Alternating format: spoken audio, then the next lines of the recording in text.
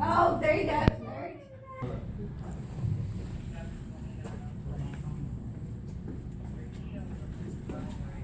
Good morning. Studies have shown that children who were not taught the importance of obeying their parents are more likely to spend time in the correction system. But as an investigator in the juvenile division of the Vicksburg Police Department, I spend every day working with kids that get caught up in the system. And I can tell you from my own experience that kids that get caught up in the system usually are kids that are defiant to their parents. They don't follow any directions that anyone gives them. Children ending up in the criminal system is usually a result of the following circumstances: parents wanting to be friends rather than parents, lack of corporal punishment, and a lack of a moral belief system. It is not okay for a parent to be a child's pal. According to Harold Keller in the St. Timothy News article, Raising Positive Kids in a Negative World, if we tend to raise positive kids, we must be positive parents. If you're running around, going to clubs, and you're being defiant to the system yourself, then how do you expect your kids not to be defiant? Your kids are going to follow you as a role model. If you're going to be an example, you need to set a good example for your children. According to the Herald Dispatch article, children need to be told, not asked. Parenting is not about being nice. One of the most problematic words in post-1960s parenting language is cooperate. I don't tend to ask my children to cooperate with me. At our house, we have a system that you do what you're told to do. And we started this system since our children were very small. So it's not a problem. Our children know that when mom or dad say, you need to go do this, they go do it. And I encourage each of you to try to establish that with your children at home. You need to tell your children what to do. You don't need to ask your children for their cooperation. Your children are your children. God gave you those children, and you need to take care of those children. Parents are so caught up in attempting to be politically correct, they forget the importance of their roles as parents. Parents need to understand the difference between appropriate corporal punishment and child abuse.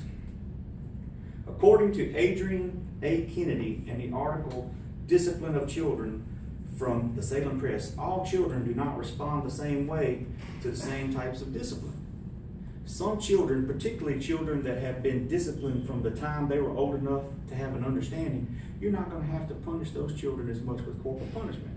Those children learn early in their life that when somebody told them to do something, they better jump to it, or somebody was going to get their hiney. But then you have some children that just are not going to do what they're told to do, so you're going to have to use corporal punishment on them. But there are other forms of punishment. You can use timeout. You can use grounding. You can take things away from children. There's lots of different punishment, but you have to center the punishment around your child's personality, because you just need to remember all children are different.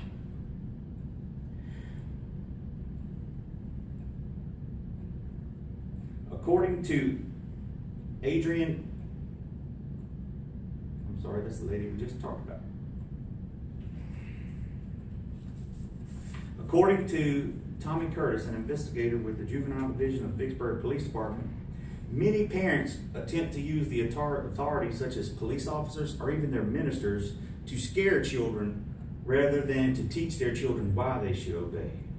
This is a very common thing that we see a lot in law enforcement. Someone will come to the police department with their child and say, I just want you to scare them. Or if you're riding down the street or you're walking down a sidewalk and you see somebody's child, they're going to tell you, oh, look, you be bad, the policeman's going to get you. And that is a horrible thing to teach our children. Our children need to be taught that not just law enforcement officials, but anybody in a position of authority needs to be respected. They need to respect that person, and if that person asks them to do something, they need to do it. I know everyone may not share the same religious beliefs, but I'm sure whatever your belief system is, that it requires your child to be obedient.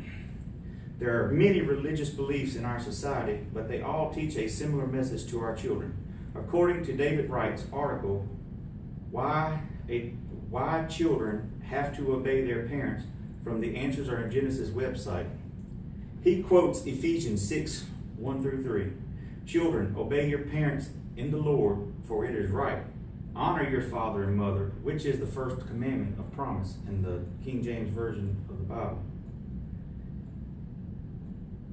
That it may be well with you and you may live long on this earth.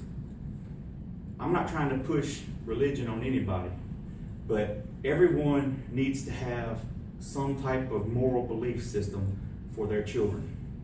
And it may not be the same way that I believe, it may not be the same way that you believe, but everybody needs to believe in something and try to instill that in their children. According to Tom Curtis, most juvenile offenders will tell you they do not go to their family church. Their parents may go to church, but their parents don't involve them in church. Young people in our society today, they need to be involved in something. It doesn't necessarily have to be the church, but they need to be in some type of involved in community outreach. They need to be involved in anything that's positive, so we can try to keep our children from getting caught up in all the negatives. You all know that parenting can be a frustrating task. However, it must be taken seriously. When we decide to have children, the biggest thing that we need to remember is that that was our decision. Our children didn't decide to be brought into this earth. We decided to bring our children in. I challenge you to discipline and direct your children according to the information I have given you. By being a parent, not a friend, you can lower their risk of poor performance in school, lacking socially, and deter them from the juvenile justice system. Thank you for your time. Good job. You ain't putting that happy.